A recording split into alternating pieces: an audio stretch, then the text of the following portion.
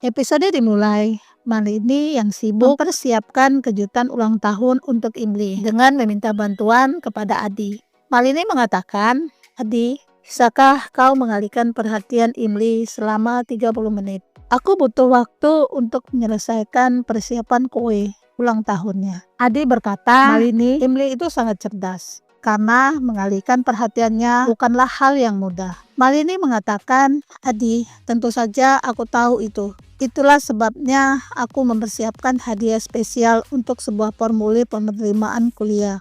Imli begitu berbakat.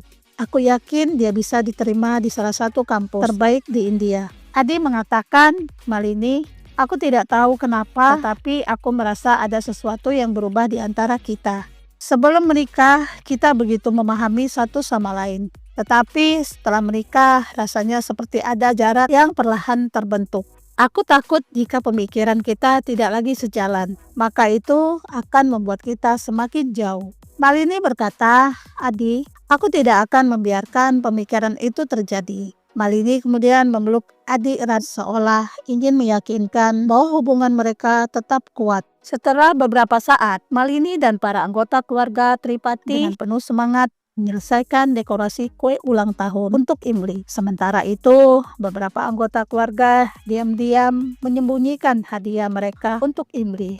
Sani membawa sekotak coklat untuk Imli. Aparna berkata, Deb juga membawa coklat kesukaan Imli. Tiba-tiba Deb datang ke dalam rumah. Tripati bersama nenek dengan membawa sekeranjang besar penuh coklat. Malini mengatakan, "Ayah, kau benar-benar tahu bagaimana menyenangkan hati Imli."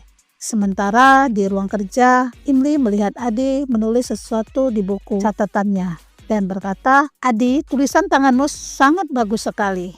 Melihat minat Imli, Adi pun mengajak Imli untuk belajar menulis kursif dan mengajarkannya bagaimana menulis dengan gaya yang lebih halus. Saat tangan mereka bersentuhan, Imli tiba-tiba merasakan sesuatu yang aneh di hatinya dan berpikir, "Dewi Sita, apa yang terjadi padaku?" Imli pun sambil menatap Adi dengan perasaan yang sulit dijelaskan. Tiba-tiba Malini memperhatikan Imli dan Adi dengan mengatakan, "Apa yang sedang kalian lakukan?" Adi berkata, "Malini, aku hanya mengajarkan tulisan kursif pada Imli." Malini melihat hasil tulisan Imli dengan tertawa dan mengatakan, "Imli, ini bahkan lebih bagus daripada tulisanku sendiri." Suasana kembali ceria dengan canda dan tawa Adi dan Malini. Tetapi Imli hanya terdiam saja melihat canda tawa mereka. Malini pun memanggil Imli untuk menemaninya sebentar. Imli segera bergegas menuju ruangan tamu dan matanya terbelalak terkejut melihat seluruh ruang tamu telah dihiasi dengan begitu indah. Keluarga besar Tripati serentak mengucapkan selamat ulang tahun pada Imli. Imli pun benar-benar tidak menyangka bahwa mereka telah menyiapkan kejutan sebesar ini untuknya. Malini memeluk Imli dengan mengucapkan ulang tahun kepada Imli. Sundar berkata, "Jadi hari ini ulang tahun Imli. Itu berarti setelah pesta ini, aku yang harus membersihkan semua kekacauan." Keluarga Tripati mengatakan, "Imli, bagaimana kejutan kami? Apakah kau menyukainya?" Dengan penuh emosi, Imli pun memulai berbicara tanpa henti, seperti kebiasaannya saat sedang terharu. Tauji berkata, "Imli, hentikan dramamu. Kami semua sudah mengerti bahwa kau sangat senang." Aparna mengatakan, "Imli, tahukah kau bahwa Malini yang menyiapkan kue ulang tahun khusus untukmu?" Imli berkata, "Benarkah? Apakah itu kue coklat?" Malini mengatakan, "Imli, awalnya aku ingin membuat kue coklat untukmu. Tetapi kemudian aku mendapatkan ide lain yang lebih istimewa." Dengan penuh antusias, Malini perlahan membuka penutup kue yang telah ia siapkan. Mata Imli langsung berbinar dan berkata, "Malini, ibuku selalu memberiku ladu pada hari ulang tahunku." Malini mengatakan, "Aku mendengar percakapanmu dengan ibumu di telepon. Jadi aku ingin menyiapkan sesuatu yang akan mengingatkanmu pada rumah dan kasih sayang kami. Kuharap kau menyukainya." Imli memeluk Malini erat dengan berkata, "Malini, terima kasih. Aku tidak tahu harus berkata apa." Nidi mengatakan, "Imli, kami semua juga di sini, kau tahu." Imli segera berbalik dan memberikan pelukan hangat kepada Nindi, Rumpat, Aparna, dan Taiji. Imli berkata, "Tiap tahun aku selalu berbagi laduku dengan ibuku dan juga dengan Dewi Sita. Tetapi setiap kali ibuku membawa hadiah untukku, teman-temanku selalu mencurinya dan menjualnya. Bulari selalu mengatakan bahwa aku adalah anak haram karena aku tidak memiliki ayah. Aku selalu bertanya-tanya mengapa aku berbeda dari orang lain, mengapa aku tidak bisa seperti anak-anak lain. Seluruh keluarga Tripati dan lainnya merasakan kepedihan yang mendalam setelah mendengar kisah ini. Deb pun juga tidak sanggup lagi menahan emosinya dan berbalik mencoba membunyikan air matanya. Imli mengatakan, tetapi meskipun dunia menyebutku anak haram, ibuku tidak pernah membuatku merasa seperti itu. Baginya, aku adalah seluruh dunianya. Ibuku mencintaiku lebih dari siapapun di dunia ini. Aparna yang terharu segera memeluk Imli erat-erat. Seluruh keluarga Tripati juga terbawa suasana haru. Imli berkata, kenapa kalian semua jadi begitu emosional? Bukankah ini ulang tahunku? Kita seharusnya bersenang-senang dan tertawa. Lisat mengatakan, tetapi mereka tidak membiarkanku makan kue. Mendengar keluhan lucu itu, seluruh keluarga tertawa lepas, membuat suasana kembali ceria. Imli pun hendak meniup kue, tetapi Nindi menghentikannya dengan berkata, tunggu dulu Imli. Sebelum meniup lilin, kau harus membuat sebuah permohonan dulu.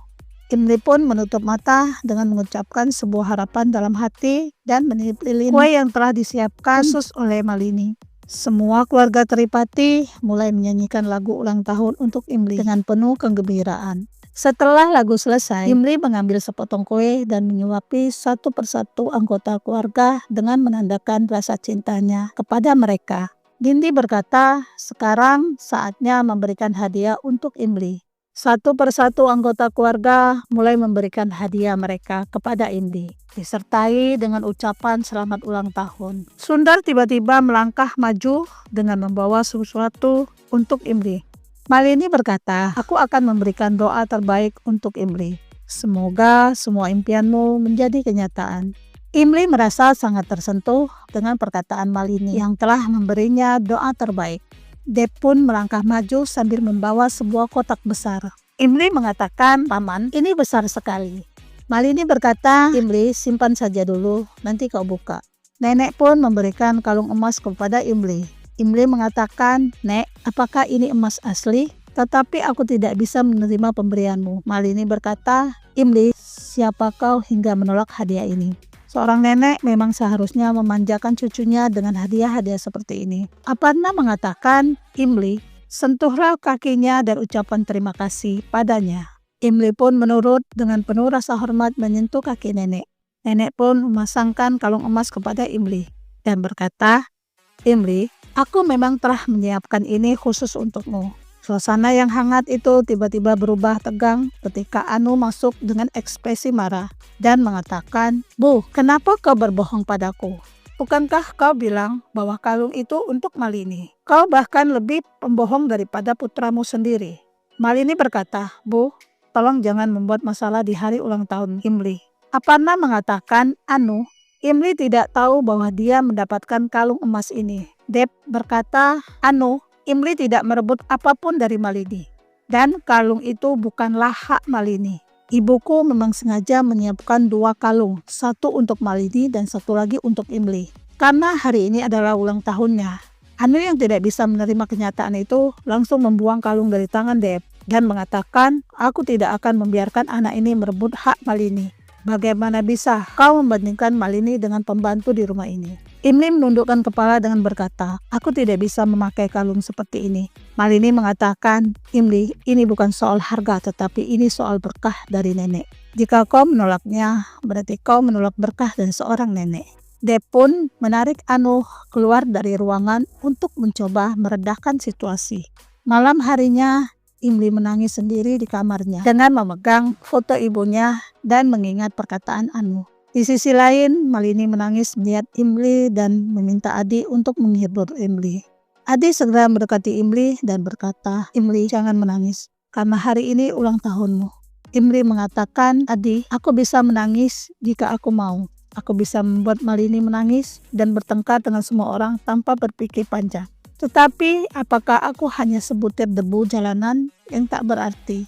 Adi berkata, Imli, aku sungguh menyesal atas semuanya yang telah kulakukan padamu.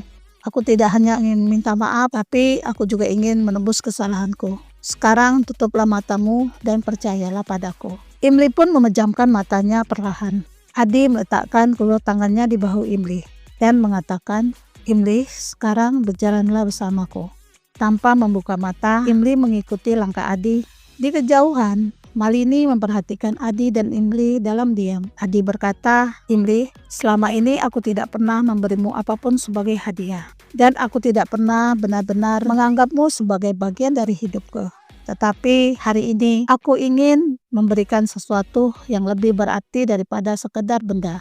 Imli berdiri di ambang pintu dengan mengenang bagaimana dulu Adi pernah memperingatkannya untuk tidak memasuki kamarnya. Dengan langkah penuh makna, Imli dan Adi bersama-sama melangkah masuk kamar. Sementara Malini memperhatikan mereka dengan mata berkaca-kaca dan mengenang saat ia melangkah ke dalam rumah bersama Adi setelah melakukan pernikahan.